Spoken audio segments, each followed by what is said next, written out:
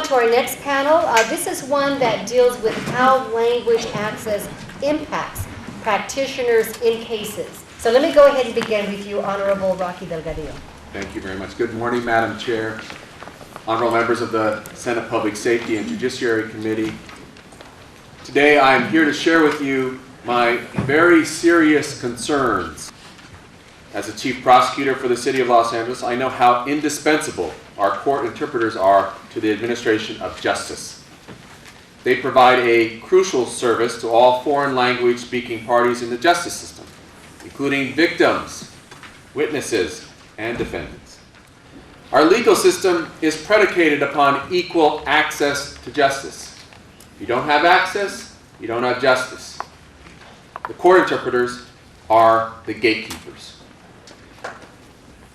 This crisis has led to a breakdown in the system, a very serious breakdown.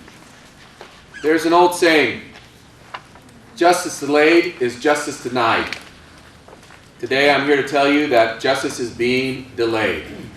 My prosecutors are having their trial dates continued, delayed consistently because of a lack of court interpreters. Each and every day my deputies come to me with stories of judges forcing them to either delay their cases or transferring them to other jurisdictions. In People versus Augusto Cornejo, we were forced to delay by 2 months, from mid-October to late December, our hearing to compel a convicted child molester to register as a sex offender.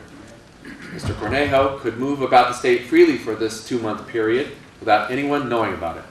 Mr. Cornejo could move into a house across the street from an elementary school within this 2-month period, and no one would know about it. The judge made clear the delay was a result of the lack of interpreters.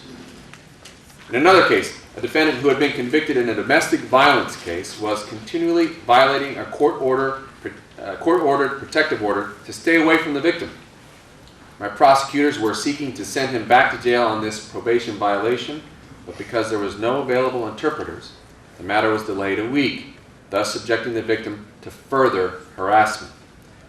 In a third example, a trial involving a defendant charged with road rage in front of a school was delayed for a month because his lawyer could not communicate with him without an interpreter.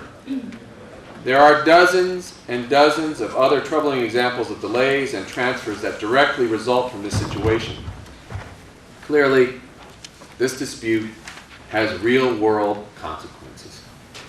We must promptly resolve this serious conflict, which we in my office fear will lead to an inequitable application of justice, whereby individuals lacking English proficiency will be at a grievous and, dare I say, unconscionable disadvantage. Thank you very much for asking me to be here on behalf of my boss, Steve Cooley. Mr. Cooley would like to echo many of the statements that you've heard here before, that uniform, qualified interpretation of testimony is critical to the justice system. He took your title very literally and asked me to come here today to report to you how this strike has affected the operations here in the Central District. It has certainly been disruptive. It's created major inefficiencies and major inconvenience that, as we move forward with our cases, could perhaps result in a miscarriage of justice. I would echo many of the comments of the city attorney. We are experiencing longer trailing periods in Department 100 before cases are sent out. That means that cases are taking longer to resolve, other cases are backing up behind them, and that puts a strain on my resources, on my lawyers. They cannot be freed up to take additional cases. It also means that specially assigned cases are not moving forward expeditiously.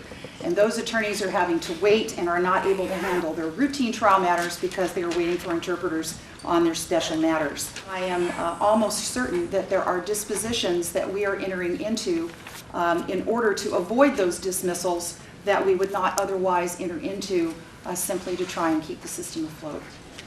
Mr. Morales, private attorney.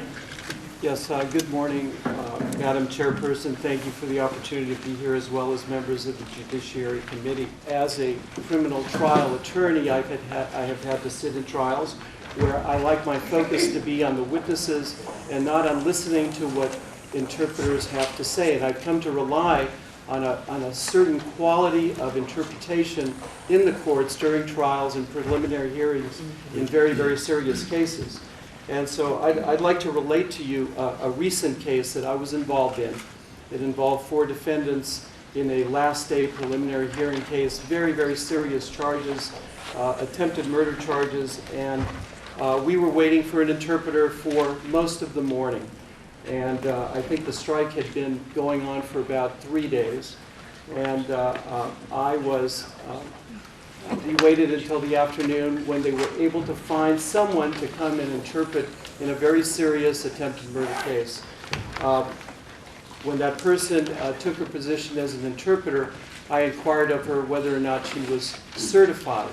And her answer was, yes, I am certified. And I asked the court to present us with a certificate showing that she was in fact certified. I'm still waiting for that certificate, and subsequent to that, it was determined that the person who interpreted was an administration hearing interpreter, which I don't believe is reaches the same level of interpreting expertise that I've come to rely on over the last 25 years with the state court certified interpreters. As a preliminary hearing proceeded, and again, over the last 25 years, I rarely interfere in the translations that are provided by the interpreters.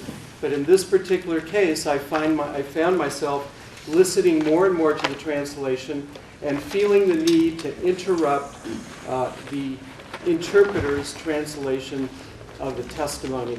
This was a key witness in a case where identification was a key issue, and the translation that I was getting back was completely in error. So instead of saying I didn't see him, she was saying I didn't see them.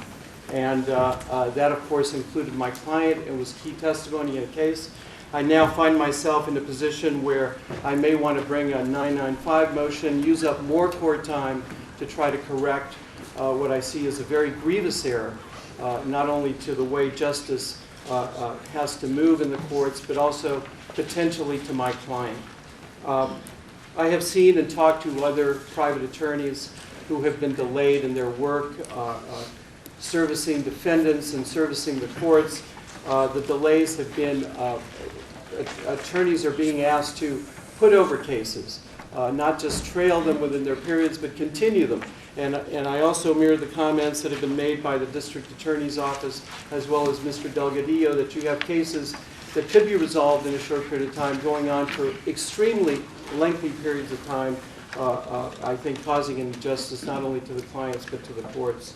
I pretty much concur with all the statements of the previous speakers. In fact, it's probably the first time when prosecutors and defense lawyers are on the same page. Literally the same page.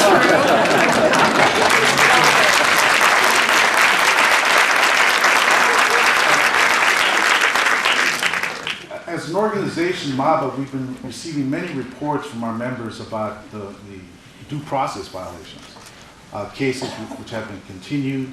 But there's one area that has been touched upon, and that is the juvenile delinquency system, where the litigants, those who are facing the charges, may be English speaking, their parents are not oftentimes. And in order to rehabilitate the juveniles, you have to bring the family in. Orders such as curfew, parenting, counseling, all those orders the parents have to understand. Well, what's happening is that the parents are just sitting there, just like looking around, not knowing what's going on. They can't rely upon their child to tell them what the judge says, because we know it's so I'm seeing a breakdown in the juvenile justice system. Not to mention the adult system. Traditionally, and I've been in the court system for a long time, traditionally the interpreters were seen as, among the administration, as being the stepchild of the court system, not really part of the family.